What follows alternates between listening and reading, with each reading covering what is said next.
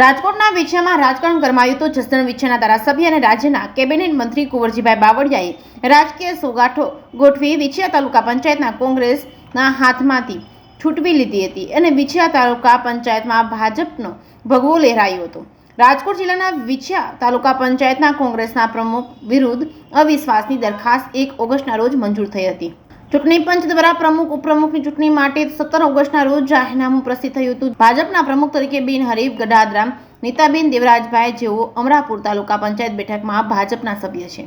ઉપપ્રમુખ તરીકે રોજસરા ભૂપતભાઈ લખમણભાઈ બિનહરીફ જીત થઈ જેઓ વિછિયા તાલુકા પંચાયત બેઠકના ભાજપના સભ્ય છે। કોંગ્રેસ તરફથી ડેલીવાળા ગીતાબેન ઘનશ્યામભાઈ ઉપપ્રમુખ માટે ફોર્મ ભર્યું હતું જેઓ ખુદ ગેરહાજર રહ્યા હતા। વિછિયા તાલુકા પંચાયત ખાતે પ્રમુખની ચૂંટણી યોજાઈ હતી જેમાં કોંગ્રેસમાંથી બળવો કરી 8 સભ્યોએ ભાજપને ટેકો આપતા ભાજપે વિછિયા તાલુકા પંચાયતને કબજો કર્યો હતો। વિછિયા તાલુકા પંચાયતમાં ગત સામાન્ય ચૂંટણીમાં 18 બેઠકમાંથી કોંગ્રેસને 14 બેઠક પર જીત થઈ હતી। ભાજપના માત્ર 4 બેઠક પર જીત થઈ છે। વિછિયા તાલુકા પંચાયતના કોંગ્રેસે કબજે કરી લીધી હતી।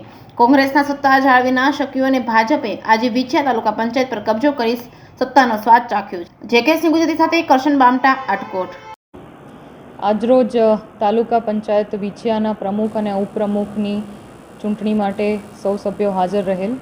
તેમાં ગઢાદરા નીતાબેન દેવરાજભાઈ જેમની પ્રમુખ તરીકે ચૂંટણી થયેલ છે અને ઉપપ્રમુખ તરીકે શ્રી રોજાસરા ભૂપતભાઈ લખમણભાઈ તેમની ચૂંટણી થયેલ છે। બંને સભ્યોની પ્રમુખ અને ઉપપ્રમુખ બંનેની બિનહરીફ વરણી કરવામાં આવેલ છે। કોંગ્રેસમાંથી કોઈ ફોર્મ ભરાયા હતા પ્રમુખ ઉપપ્રમુખ? અત્રે માત્ર બંને હોદ્દા માટે માત્ર એક જ દરખાસ્ત આવેલ હતી। કેટલા સભ્યો મતદાન? મતદાનનો આંકડો કહી દો ને। બિનહરીફ છે। હાજર રહેલ તમામ સભ્યોએ તેમને સપોર્ટ કરેલ છે। સાહેબ, શું કહેશો વિછિયા તાલુકા પંચાયત આજે ભંગાણ થયું છે?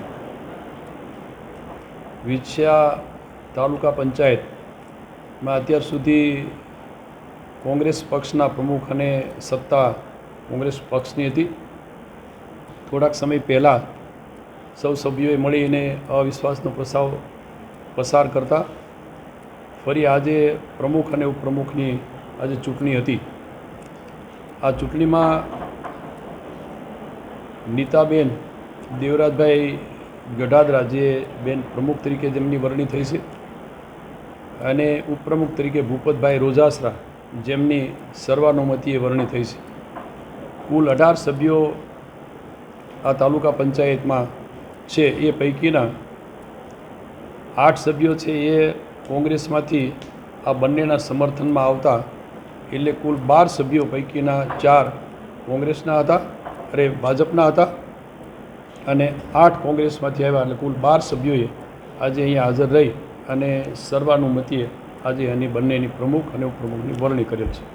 જસદણ વિછિયામાં આજે રાજકીય સંદેશો કેવો રહેશે? ને આમ તો આની અસર આવતા દિવસોમાં અમે જસદણની તાલુકા પંચાયતમાં પણ ફેરફાર કરવા જઈ રહ્યા છીએ।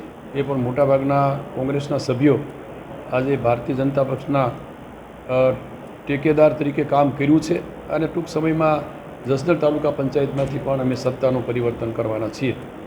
અહીંયા વિછિયા તાલુકા પંચાયતની અંદર જ્યારે ભારતીય જનતા પક્ષના બંને પ્રમુખ અને ઉપપ્રમુખ આવતા દિવસમાં લગભગ જેને કહેવાય અહીંયા વિછિયા તાલુકામાં હવે કોંગ્રેસનું કોઈ અસ્તિત્વ રહેશે નહીં।